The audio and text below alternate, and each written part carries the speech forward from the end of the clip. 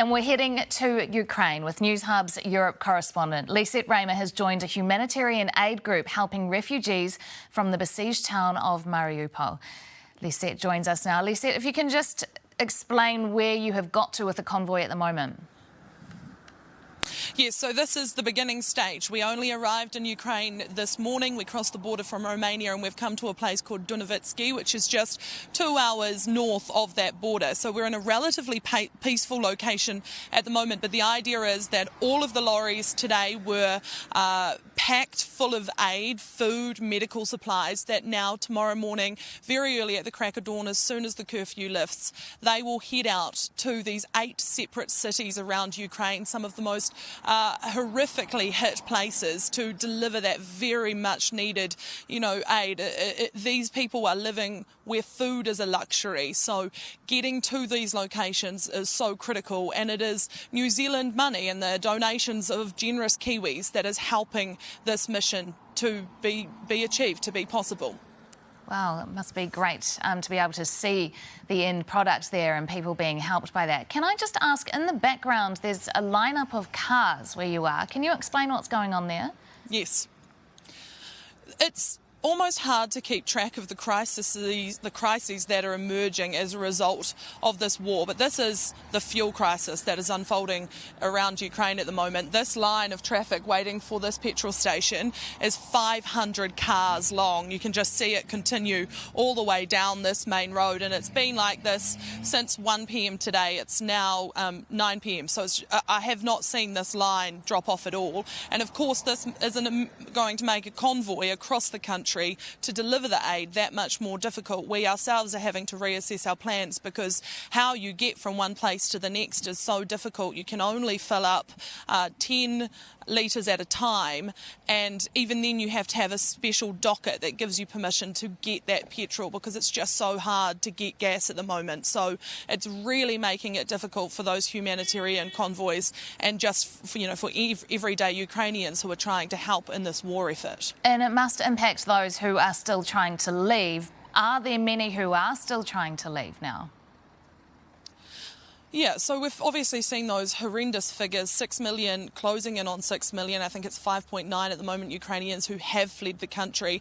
The difference now, Melissa, is that those who have remained are not wanting to leave, but a lot of them are in very, very vulnerable positions and really need to get to safety, but they are just so adamant that they want to stay in their homeland. It's very difficult to get them out of these dangerous positions. So this aid group that's going in today or tomorrow morning, they want to bring out at least 3,000 refugees, but they're having to convince them that's the right thing to do. And that's why the humanitarian effort is so crucial at the moment, because if they're not going to leave, then we at least need to bring some food to them, bring them some clothes, bring them the medical supplies, bring them some bedding, because a lot of them, their homes have been destroyed, but they just really don't want to leave their homeland at a time where they want to show that they are not fearful.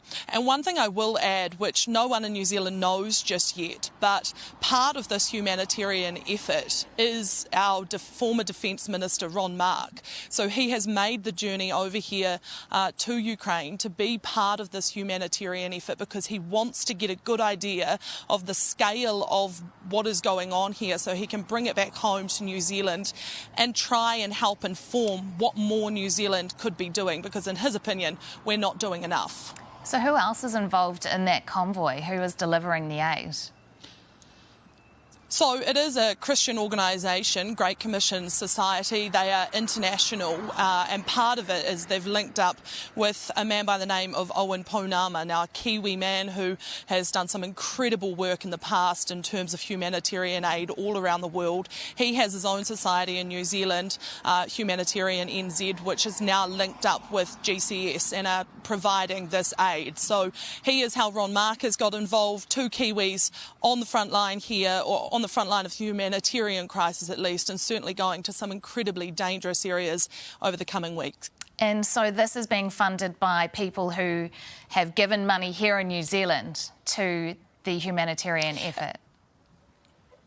That's exactly right. So there's been hundreds of thousands of pounds that have been donated to GCS, which is this big international organisation which has funded this effort, but part of that is at least 100,000 New Zealand dollars have been donated. So Kiwis have supplied between 80 and 100k, they estimate, towards this mission this week. So it's a significant donation, and it is really heartwarming and special to see it in action here, see the actual aid that is going to go to these places that we're hearing about in the news every night, places like Mariupol and Kharkiv that have just been the scenes of utter tragedy. New Zealanders who have donated will be helping those Ukrainians in the coming days. Lisette, I know you've really only just started and making your way with the convoy now into Ukraine, but have you noticed any changes in the mood or just among people there to the last time you were in Ukraine? I think there is, as you say, it's early days, but there are a few things you notice off the bat. You definitely notice this reluctance to leave. At the start, when we were here, the border crossings were just chocker with desperate Ukrainians getting out.